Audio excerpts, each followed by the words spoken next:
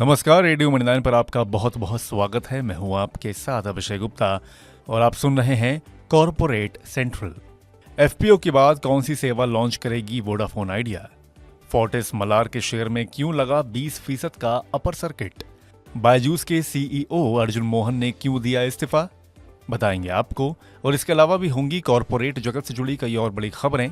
तो चलिए फटाफट शुरू करते हैं कॉर्पोरेट सेंट्रल। एफपीओ की फंडिंग मिलने के बाद वोडाफोन आइडिया की 5G सेवाएं लॉन्च करने की योजना है। ये घोषणा कंपनी के सीईओ अक्षय मुंदारा ने की है। बता दें कि 10 से 11 रुपए के प्राइस बैंड वाला एफपीओ 18 से 22 अप्रैल तक खुला रहेगा। खबर के चलते आज वोडाफोन आइडिया के शेयर में करीब 1.25% की बढ़त के साथ 13 रुपए 10 पैसे पर कारोबार का अंत हुआ। हालांकि दिन के दौरान शेयर 13.25 रुपए तक भी फिसल गया था। एस्टर डीएम हेल्थकेयर के शेयर ने आज 558 रुपए की रिकॉर्ड ऊंचाई को छुआ।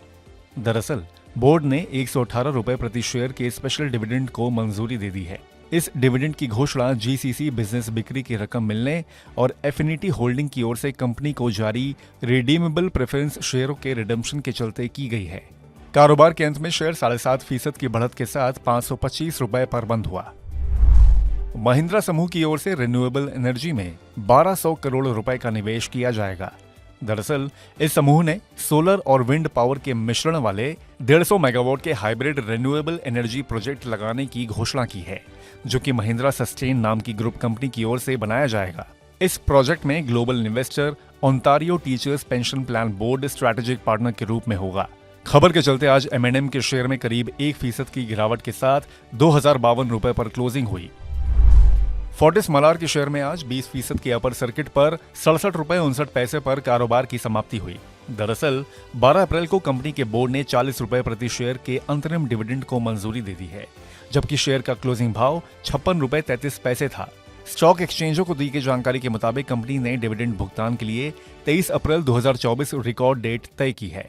यानी कि जिन निवेशकों के खातों में 23 अप्रैल तक शेयर होंगे, उन्हीं को डिविडेंड का फायदा मिलेगा। साथ ही 30 दिनों के अंदर शेयर धारकों को डिविडेंड का भुगतान कर दिया जाएगा।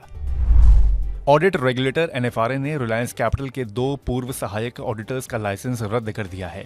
दोनों ऑडिटर्स पर आरोप है उन्होंने ऑडिटिंग को लेकर नियमों का पालन नहीं किया है। शिकायतों के बाद एनएफआरए ने रिलायंस कैपिटल के पीडब्ल्यूसी को ऑडिटिंग का आदेश दिया था। आईसीआईसीआई सिक्योरिटीज की डीलिस्टिंग प्रक्रिया पर एतराज करते हुए क्वांटम म्यूचुअल फंड ने मार्केट रेगुलेटर सेबी के पास शिकायत दर्ज की है।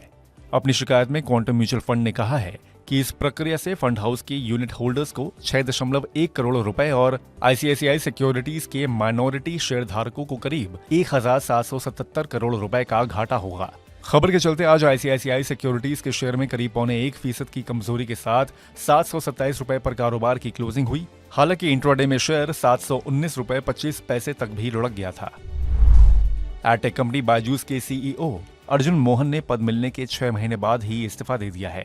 इस इस्तीफे के बाद रोजाना के कामकाज की देखरेख को लेकर कंपनी के फाउंडर बायजू रविंद्रन ने दोबारा जिम्मेदारी ले ली है। अर्जुन मोहन अब बाहरी सलाहकार की भूमिका निभाएंगे। ये फैसला तब आया है जब लंबी अवधि की सफलता को ध्यान में रखते हुए कंपनी ने अपने कारोबार को 3 डिवीजन में कंसोलिडेट करने का लक्ष्य निर्धारित किया है। इनमें the learning app, online classes and tuition centres और टेस्ट प्रेप डिवीजन शामिल है। वेदांता के शेयर ने आज 383 रुपए 95 पैसे की 52 हफ्ते की ऊंचाई को छुआ। असल में कंपनी अपनी एनर्जी क्षमता को बढ़ाने के लिए सरकारी कंपनी पावर फाइनेंस कॉर्पोरेशन यानी कि पीएफसी से 3,918 करोड़ रुपए का लोन लिया है। साथ ही वेदांता ग्रुप ने रूपी बॉन्ड के जरिए 2500 करोड़ रुपए जुटाने के लिए जेपी मॉर्गन को नियुक्त किया है। कारोबार के अंत में वेदांता का शेयर 1/4% से ज्यादा गिरकर 371 रुपए 65 पैसे पर बंद हुआ। भारतीय हेक्साकॉम के 2 non executive director Sanjeev Kumar और सुराजीत मोंडोल ने अपने पद से इस्तीफा दे दिया है। बता दें कि संजीव कुमार सरकारी कंपनी टीसीआईएल के सीएमडी और सुराजीत मोंडल इस कंपनी के डायरेक्टर हैं। टीसीआईएल ने हाल ही में आईपीओ के जरिए भारतीय हेक्साकॉम की 15% हिस्सेदारी बेची है और अब उसके पास 15% हिस्सा बचा है। खबर के चलते आज का शेयर 0.25% गिरकर 807 रुपए 30 पैसे पर बंद हुआ। हालांकि दिन के दौरान शेयर 783 रुपए तक भी फिसल गया था।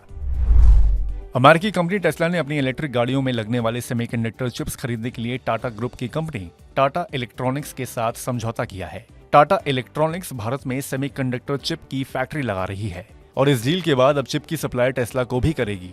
हालांकि अभी तक दोनों ही कंपनी की ओर से कोई आधिकारिक बयान नहीं आया है। एक रिपोर्ट में इस मामले से जुड़े कुछ अधिकारियों के हवाले से समझौते की जानकारी दी गई है। खबर के चलते आज टाटा एलेक्सी का शेयर 2.25% गिरकर 7,579 रुपए पर बंद हुआ। आईएसएमटी को ओएनजीसी से केसिंग पाइप्स की सप्लाई करने के लिए 343.72 करोड़ रुपए के 2 ऑर्डर मिले हैं। ये ऑर्डर कंपनी को 13 फरवरी 2025 तक पूरे करने होंगे। नए ऑर्डर मिलने की खबर से आज आईएसएमटी का शेयर कमजोर बाजार में भी करीब 5.5% की तेजी के साथ 1,001 रुपए 55 पैसे के स्तर पर बंद हुआ। राइट्स इशू की शर्तों पर विचार करने के लिए आईआईएफएल फाइनेंस के बोर्ड की 17 अप्रैल को बोर्ड बैठक होने वाली है। मार्च में इस कंपनी के बोर्ड ने राइट्स इशू के जरिए 1500 करोड़ रुपए तक की रकम जुटाने को मंजूरी दे दी थी। खबर के चलते आज आईआईएफएल फाइनेंस के शेयर में कमजोर बाजार में भी 2% की बढ़त के साथ 429 रुपए पर कारोबार का अंत हुआ। हालांकि कारोबार के शुरुआती 1 घंटे में शेयर 395 रुपए तक भी फिसल गया था। तो आज के कॉर्पोरेट सेंट्रल में बस इतना ही। ये पॉडकास्ट आपके लिए तैयार किया है हमारे सहयोगी संदीप ग्रोवर ने।